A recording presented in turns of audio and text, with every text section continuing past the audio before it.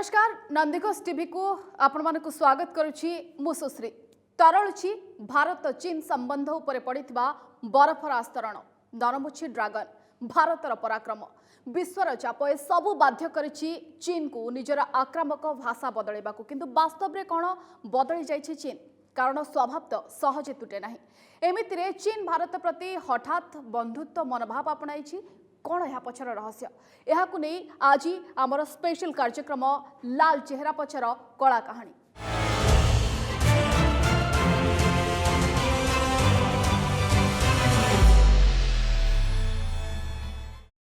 हाँ भारत पर बंधुत्व मनोभाव देखाई चीन दीर्घ दिन उत्तेजना पर सीमारू हटिबाकू राजी होइतिबा चीन एबे भारत रे ब्रिक राष्ट्र समूहर सम्मेलन को मध्य समर्थन करिछि एमितिकी संभव हेले राष्ट्रपति सी जिनपिंग निजे भारत आसबे मनरे प्रश्न उठी ना कहीं चतुर चीन ए नर्म भावमूर्ति देखाउछि देखंतु कौन यार कारण।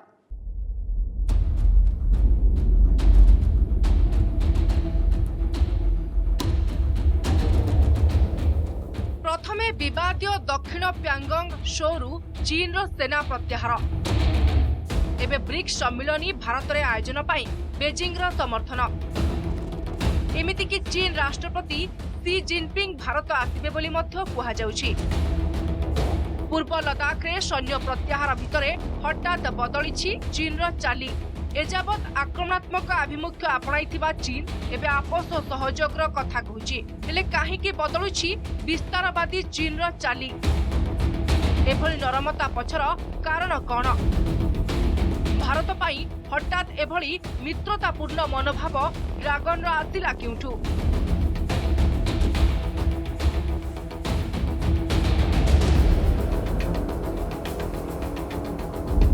एलएसी रे पाखापाखी 11 मास धरी चीन भारत सहित उत्तेजना जारी रखिथिला 9 थर भारत सहित सामरिक बैठक करिबा परे चीन सेना प्रत्याहार पाई राजी होइथिला। एक राजीनामा अनुसार चीन पूर्व लद्दाख रे थिबा निजर समस्त सेना प्रत्याहार करबा सहित सब प्रतिष्ठान गुड़िक निष्क्रिय करिथिला। एही भितरे बदलिछि चीन रो स्वर आ शब्द चीन सीमा दखल परिवर्ते सहयोग आ युद्ध बदल रे मानविकता भली शब्द व्यवहार करुछि। लंका रे हरिनाम जेमिति विस्तारवादी चीन मुहरे ए शब्द गुड़िक सेमिति मने हेउछि।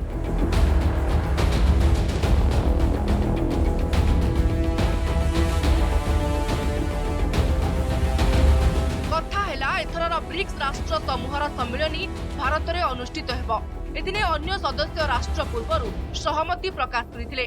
सोमवार बड़ आश्चर्यजनक भाव में चीन मध्य एनेई हाँ भरिछि सबुठु आश्चर्य करिछि याकु नै चीन रो वार्ता ब्रिक्स सम्मेलन उपरे एलएसी उत्तेजनार प्रभाव पड़िबो कि नाही बोली एक प्रश्न को नै चीन वैदेशिक मंत्रालय प्रवक्ता को घेरिथिले सांबादिक सुनंतु कोन कहिसंती प्रवक्ता वान बेनबिंग। चीन भारत सहित ब्रिक्स अन्य सदस्य राष्ट्रगुड़िक सहित मिशी विभिन्न क्षेत्र में सहयोग मजबूत करने चाहे चीन ब्रिक्स राष्ट्रगुड़ी खूब महत्व दे यह द्वारा रणनीति अंशीदारिता वृद्धि करने सपक्ष में रहुछि बेजिंग।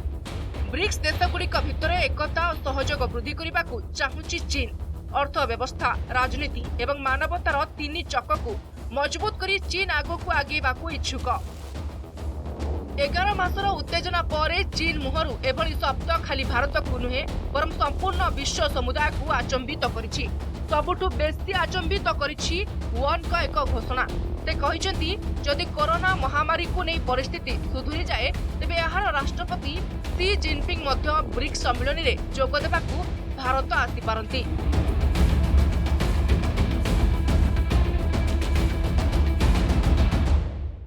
चीन रही भाषारे नरमता देखि आपण बेस अनुभव करि पारुथबे तेबे चीन जे केवल भारत निकटरे नरमिछि ताहा नुहे बरं अमेरिका निकटरे गुहारी करुछि चीन। तेबे चीन और गुहारी ए दुईटी शब्द आपण को अड़ुआ लागुथई पारे मात्र यह ही घटिछि। यार कारण कौन यह बाछिबा कोले आपण प्रथमे देखंतु चीन केमिति भारतर प्रमुख वाणिज्यिक अंशीदार भावे पुणी सामना को आसीछि।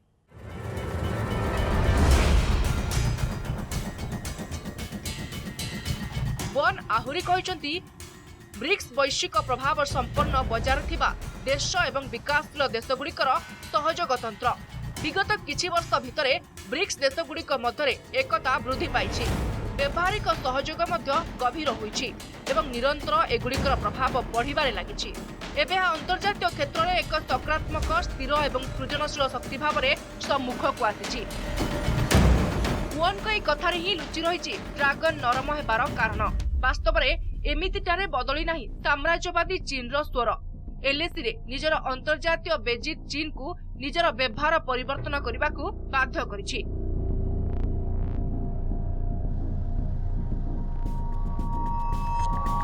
गलवान घाटी रे हिंसात्मक संघर्ष पर भारत चीन प्रति संपूर्ण शक्त मनोभाव पोषण करिथिला।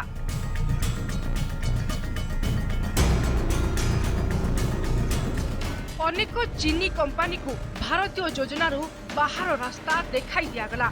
शताधिक चीनी मोबाइल आप उपरे कटकणा लागू करागला।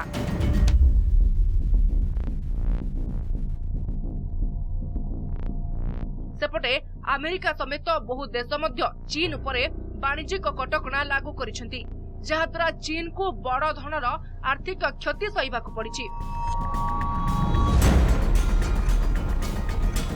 विश्वस्तरीय चापरे एबे चीन जेमिति एकदम चेपा।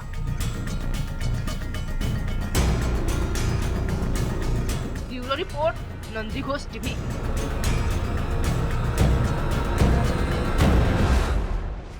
निकटरे गलवान सत मानिथिला चीन।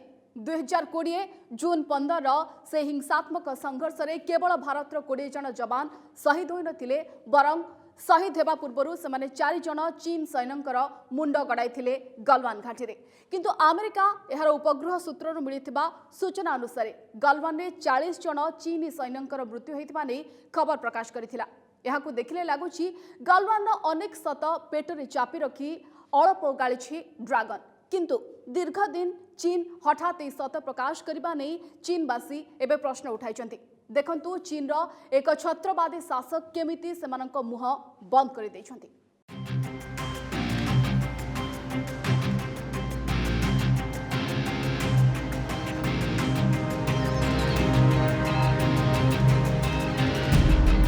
गलवान घाटीर प्रकृत सत कौन?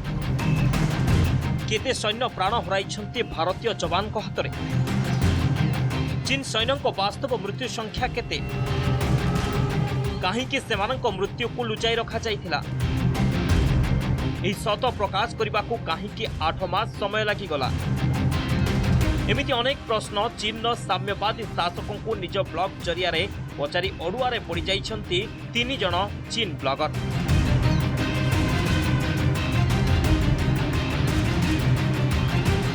परिणति स्वरूप सेमानंको कारागार चारिकांथ भितरे पहुंचाई देइछि राष्ट्रपति शी जिनपिंग को पुलिस प्रशासन।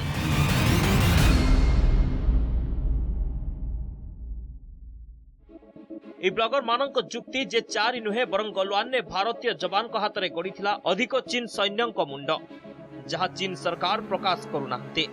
बस एहा परे आउ कोन? चीन ने सरकार विरोध में मुह खोलिले परिणति कौन हुए ताहार सत्यतम निदर्शन तो आपण माने जैक मांक रूप देखिथिबे।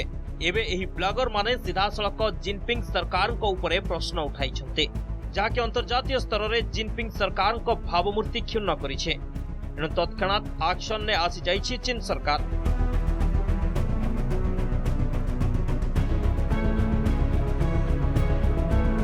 ई ब्लॉगर माने चीन सरकार को ऊपर मिथ्या आरोप लगाइथिबा दर्शाई सेमानंकु गिरफ्त करा जाइछे।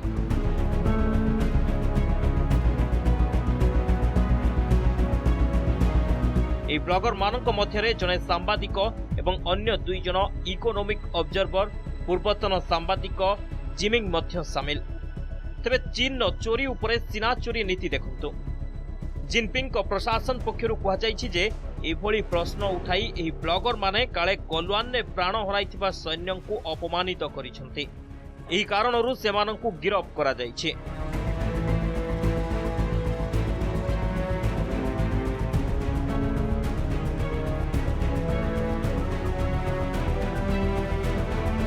एठारे आमे कहि रखुछु जे पूर्वतन सांबादिक क्यू जिमिंग कहिथिले जे गलवान संघर्ष बेले चीन सैन्यों को सहायता देबाकू जिबा बेले अन्य किछि सैनिकंकर मृत्यु घटिथिला।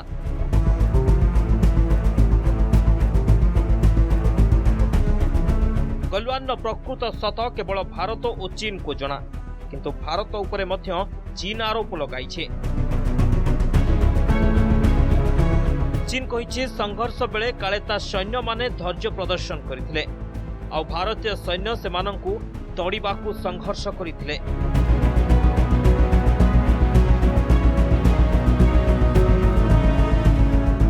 जेबे कि चीन सैन्य ही प्रथमे मारपीट आरंभ करथिले। एमिति कि पूर्व प्रस्तुति क्रमे लुहा रड रे भारतीय जवान को सेमाने आक्रमण करथिले। एही संघर्ष रे 20 जन भारतीय जवान शहीद होइथिले, जहां भारत तुरंत स्वीकार करने सहित ससम्मान शहीद को अंतिम संस्कार करथिला।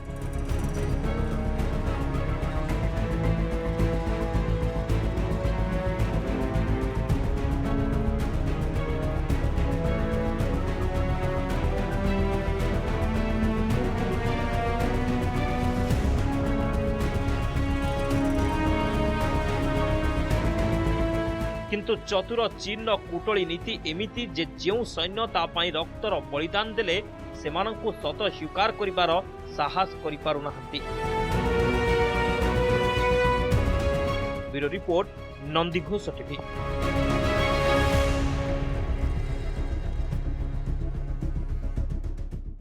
हाँ, ड्रागन उपरे आकाशरू आखि रखिछि भारत। अंतरिक्ष रे घूरी बुलुतबा भारतीय उपग्रह द्वारा खबर रखा जाउछि चीन रो गतिविधि संबंध में। निकट में मिलिथिबा किछि उपग्रह चित्र किंतु बयान करुछि ड्रागन रो लाल चेहरा पछर कला कहानी। पदाक आसिछि संघर्ष परिवर्ते सहयोगर भाषा कहुतबा बहुरूपी चीन रो अंतर्घाती कथा।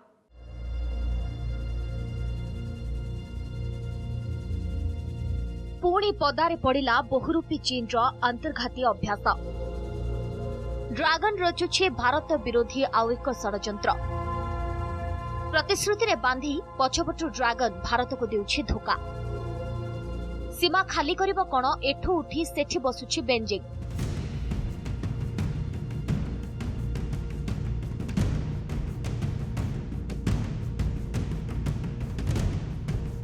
हाँ, ठीक सुनिले आपण माने, सीमा खाली करिबार प्रहेलिका सृष्टि करिछि चीन।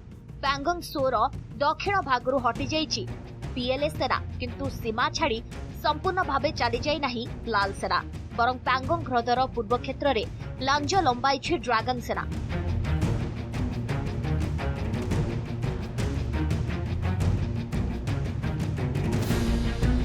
विस्तारवादी चीन रचुछि भारत विरोधी आउ एक बड़ षड्यंत्र।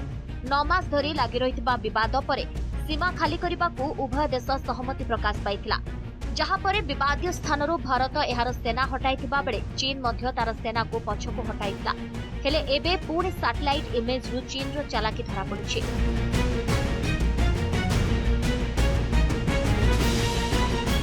पैंगोंग ह्रद पार्श्वरू सैन्य हटाई नहीं किछि दूर रुतक ठारे जवान मानक पई बेस प्रस्तुत करिछि चीन। पैंगोंग ह्रदर पूर्वपटे चीन एही बेस तैयारी करिछि, जहार खुलासा करिछि सैटेलाइट इमेज।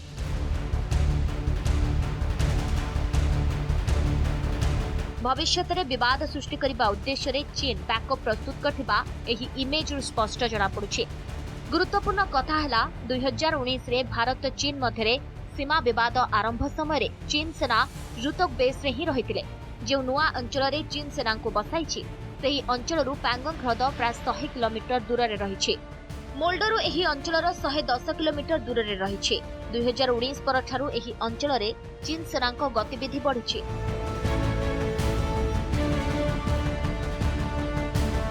देखंतु कोन कहुछि एही सैटेलाइट इमेज। चित्र कहुछि रुतक अंचल रे चीन रो प्रस्तुति खूब आगे छे।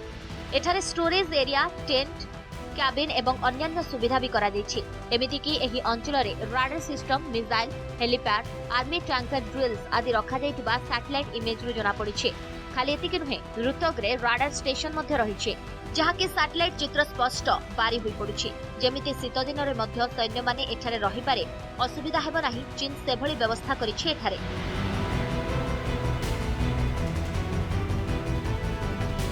तेबे प्रतिश्रुति देई काहेकि धोका देउछि चीन? देखंतु कोन कहुछंती ओएसआईएनटी रो विशेषज्ञ माने। विशेषज्ञक मतरे 2020 रे चीन अक्साई चीन अंचल रे एही बेस निर्माण करितला। वर्तमान समय चीन सैन्य ପ୍ୟାଙ୍ଗଙ୍ଗର ଦକ୍ଷିଣରୁ ହଟୁଥିବାରୁ ସେମାନଙ୍କ ପାଇଁ ପୂର୍ବ ପ୍ୟାଙ୍ଗଙ୍ଗରେ ଏଭଳି ବ୍ୟବସ୍ଥା କରାଯାଇଛି। କିନ୍ତୁ ସାମରିକ ଦୃଷ୍ଟିରୁ ଦେଖିଲେ 1 ବର୍ଷ ପୂର୍ବେ ଚୀନ ଯେଭଳି ବେସ୍ ନିର୍ମାଣ କରିଥିଲା ତାଠାରୁ ଏହି ବେସ୍ ଖୁବ୍ ଭିନ୍ନ।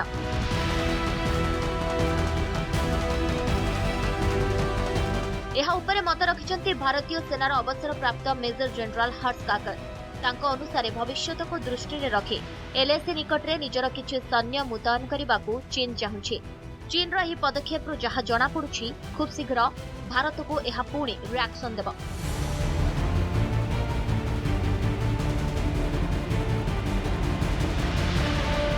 ସେହିଭଳି ମେଜର ମାଣିକ ଏମ୍ ଜିଲାକି କହିଛନ୍ତି 2020 ଜୁଲାଇରେ କାର ବେସ୍ ଏବଂ ନଗରୀ ଏୟାରଫିଲ୍ଡରେ ଏମିତି ପ୍ରସ୍ତୁତି କରିଥିଲା ଚୀନ।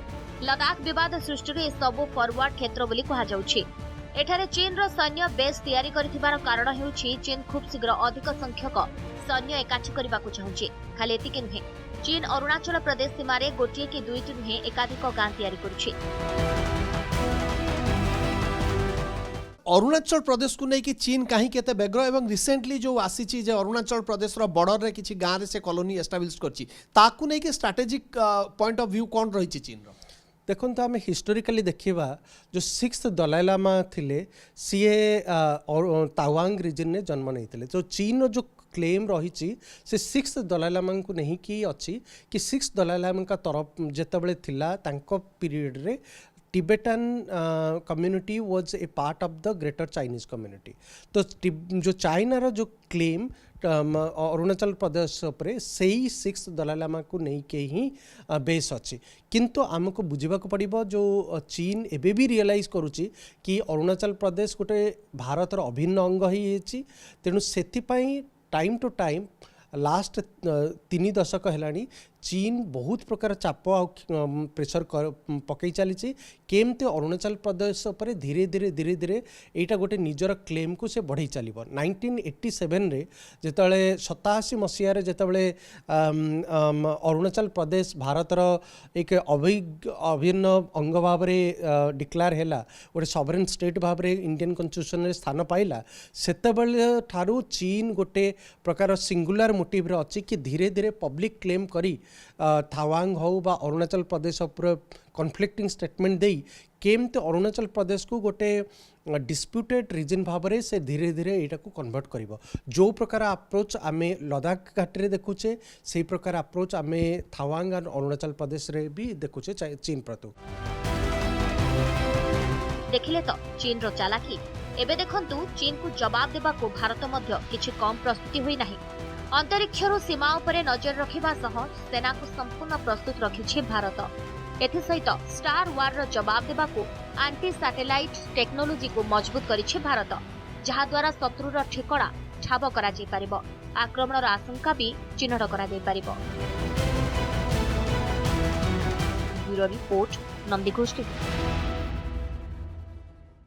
खाली भारत नुहे सारा विश्व को अस्तव्यस्त करिथिबा चीन को घेरिबा को जोरदार प्रस्तुति आरंभ करिसंती क्वाड राष्ट्र समूह। चीन रा आक्रामक आभिमुख्य को नियंत्रित करने को अमेरिका, ऑस्ट्रेलिया, जापान और भारत अंटा भिड़िछंती। धीरे धीरे एई मंच को एक सुरक्षा प्रदानकारी ढांचार रूप देबा को चली प्रस्तुति। लदाख रे सैन्य प्रत्याहार उपरे मध्य रहिछि क्वाड राष्ट्र समूहर कड़ा नजर। एमितिरे चीन रो चालाकी की रंग आनिब ताहा समय कहिब। कार्यक्रम को एठकुछु विदाय दियंतु। नमस्कार।